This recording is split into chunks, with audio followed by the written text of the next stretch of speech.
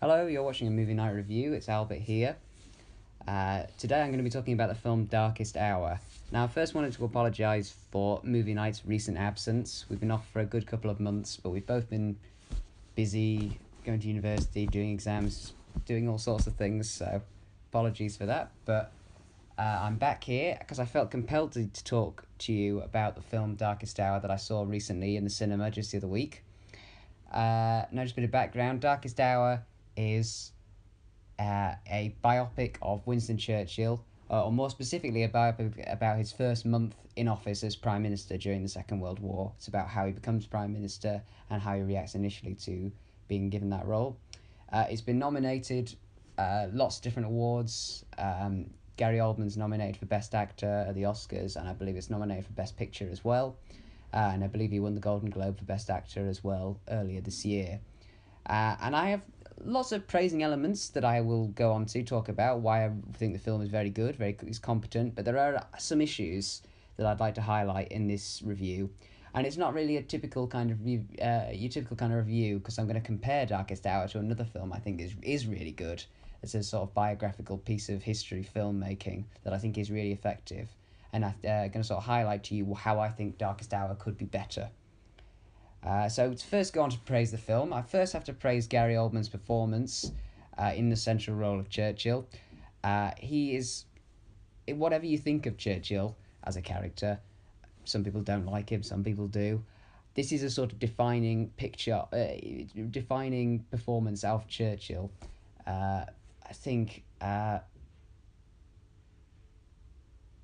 Oldman sort of becomes Churchill in a way, and it doesn't at any point feel unconvincing.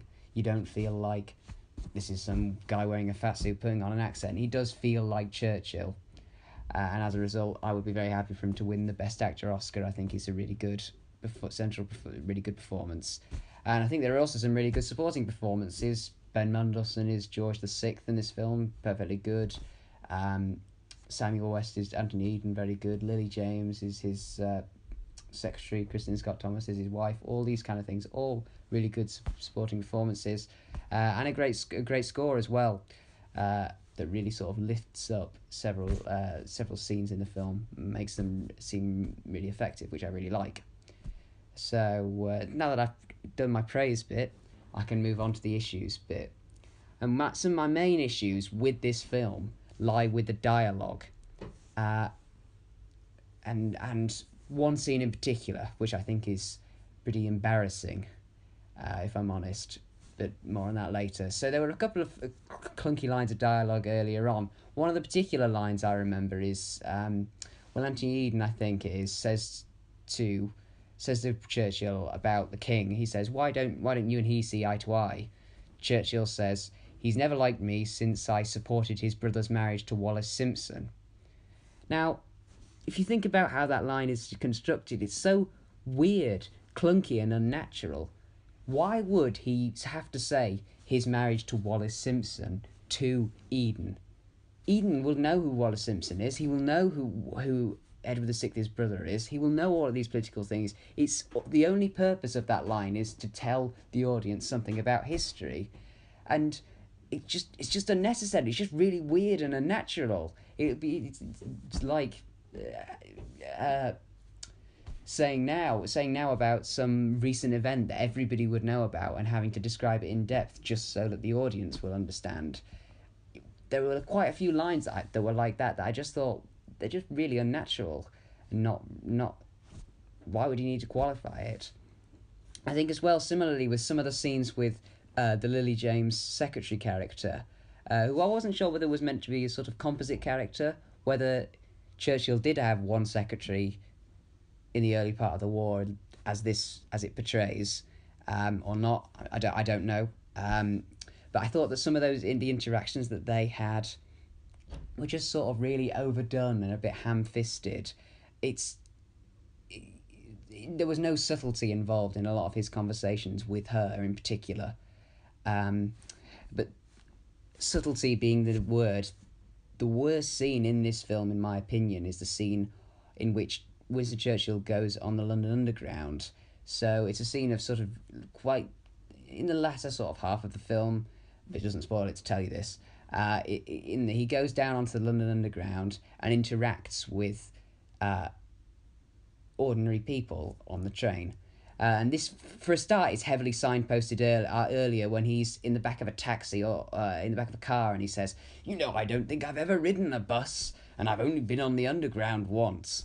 Again, it's another ham-fisted piece of dialogue. And he speaks to the ordinary folk of London town here. And I have to say, it's one of my least favourite scenes I've seen on screen for a while, simply because of how lame and predictable it is. It's every interaction he has with these people, all they say is, yeah, we've got to fight on till the end, we'll never surrender, down to a child even at one point going, don't give up, Mr. Churchill, go do it for us, and all these characters. I honestly was shaking my head at disbelief in just how bad that scene was, and it really dragged it down for me, the entire film, because it was a serviceable, up until that point, it was a serviceable, interesting film. I still think it is that, but this scene, I just have to highlight how bad it is, particularly in a film that's running for Best Picture. This scene is honestly just really not well written. And also, while it's true by all accounts that Churchill did interact with ordinary people to find out their opinions, that is true. But I don't think that it could have happened in this manner. Churchill's a pretty recognisable figure. I don't think that he would have ridden the Underground in this way, that he would have happened to get on a carriage where everybody was happy to talk to him, and there were all lots of handy stereotypes who would be happy to chat to him about their issues and things like this. The young mother, the black character, the child, all of these kind of things. Takes the viewer for a bit of an idiot, in my opinion. If you'd cut that scene out, it would have drastically improved the film itself, because the inclusion of this scene does nothing but patronise the viewer, in my opinion. And I think ultimately what I have to say is that Darkest Hour falls into a trap that lots of biopics do, which is fundamentally that there's a bit of a lack of jeopardy. Jeopardy is, will Churchill become Prime Minister? Well, yes, he did. Will he get removed as Prime Minister later on? Well, no, he didn't. Will Dunkirk be a success? Well, Christopher Nolan's already kind of shown us that this year. And I would say the same, actually, about another film I saw recently called The Post. Although I actually preferred Darkest Hour to The Post, because I thought The Post was a bit boring. And another film called The Walk, which is a biopic about the Philip Petit, who's the guy who tight-roped across the Twin Towers, and he's played by Joseph Gordon-Levitt in that film, who's the most convincing Frenchman since Le Frog from Flushed Away. And the jeopardy throughout most of the film is, will he perform the tightrope across the Twin Towers? Well, he did, because it's on the posters, it's been in the advertising, and because it actually happened, most importantly. But I don't think that this is always true of biopics. I think well-written, good biopics don't fall into this trap.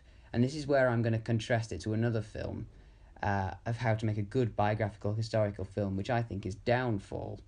And this is the 2004 German-language film, which accounts Hitler's last few weeks or month or so, in power in Germany. A lot of the stuff that goes with this is sort of these joke videos that come with this film that have been made on the internet, which kind of are quite funny in some respects. But if you forget about that, then Bruno Ganz's portrayal of Hitler is chillingly good. He creates a genuine human character out of such an infamous character. Hitler is one of the most recognisable, well-known people ever to have walked the earth.